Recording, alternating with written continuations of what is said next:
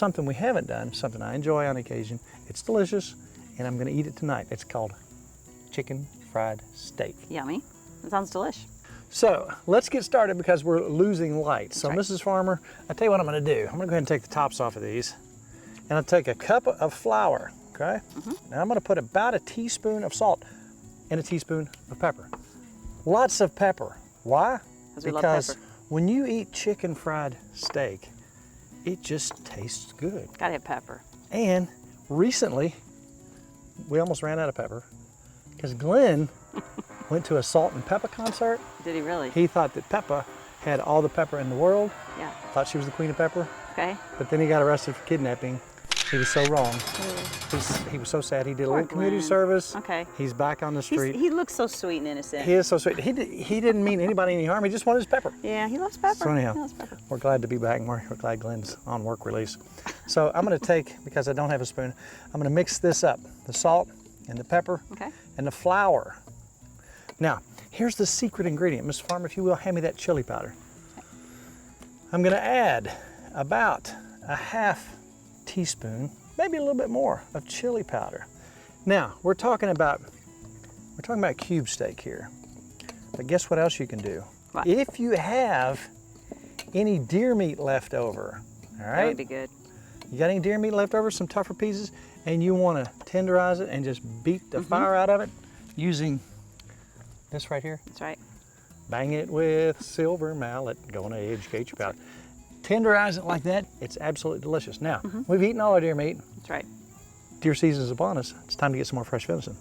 So we're gonna go ahead and we're also gonna salt and pepper our meat. Then we're gonna take some crackers. And these are just regular old store-bought saltines to get our nice, wonderful crust on these things. You want these crushed, right? We're gonna crush them. You can use that hammer if you want. I'm going to. We can start by just starting to crush them. When you want to get them a little bit finer, you take that hammer, just bang the fire out of them. Now we want it fairly fine because we don't want great big chunks of stuff.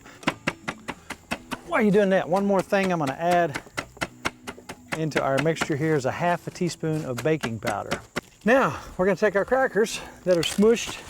We're going to put them in with our flour. Smooshed? They're smooshed. That's the word I would use. I know it is. Smooshed. So we're gonna take that, mix it up nice and evenly. Now, Mrs. Farmer, while I'm doing this, if you would like, you can take some buttermilk. Now, I don't want it real thick, so I'm gonna use 2 cups of buttermilk and 2 cups of regular milk. And then we're gonna mix 2 eggs into that. All right, so now we do this just like we're doing chicken parm, okay? Right. We're gonna double dip. We're gonna get it in here in the dry mix. Then we're gonna come back in the wet mix, and then one more time I like it. in the dry. It's sticking good now. So what do we got there? Beautiful stuff. We got our skillet up here all hot. So we're gonna take our beautiful meat That and looks lay good. it in there. Isn't that wonderful? That does. That looks nice. Look at That that looks good. golden brown beauty right there. If you make chicken fried steak, you've got to have. You always have to have gravy. Now, you are the gravy queen, but I like some milk gravy on that. I'm gonna make some buttermilk gravy. I want to see this, yeah. It's nothing to it. It's the Okay. easiest stuff in the world. That's what I grew up with on Okay. biscuits and gravy and sausage, so on and so forth.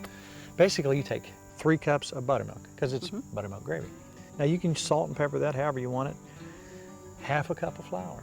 Just take that, pour it into your skillet. It's already hot. Leave some of the grease in there. Leave several some tablespoons flavor. of grease Yeah, in there. some Give of some that flavor. Anything, any of the little parts and pieces that were in there with it.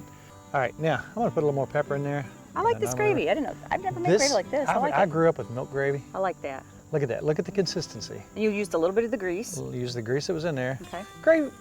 Some people say gravy's so hard. Gravy is the No. easiest thing in the world. You gotta have gravy. All right, let's go ahead and bring that over here, and I'm going to scoop some out on here. Ooh, and the potatoes too. Because if you're going to have chicken fried steak, you gotta have gravy. Oh yeah. Put you on some on your Oh potatoes yeah. too. Those potatoes. You love gravy, don't you? I do. I can just eat gravy like soup. That's easy buttermilk gravy right there. Buttermilk gravy. Are you kidding me? Over chicken fried steak. We got some greens. Again, look up our green recipe on timfarmerscountryKitchen.com. So, Ms. Farmer, I'm ready. Do the honors. Mm-hmm. Yum. Now, if that's not country, That was simple too. I like that, and it was quick. gravy's good. Oh, I tell you what, you can't beat this. No, this is not something I would eat every day, but I love your gravy. I'm impressed. I'm impressed with your gravy. Good job. Really good gravy. Mmm, mmm.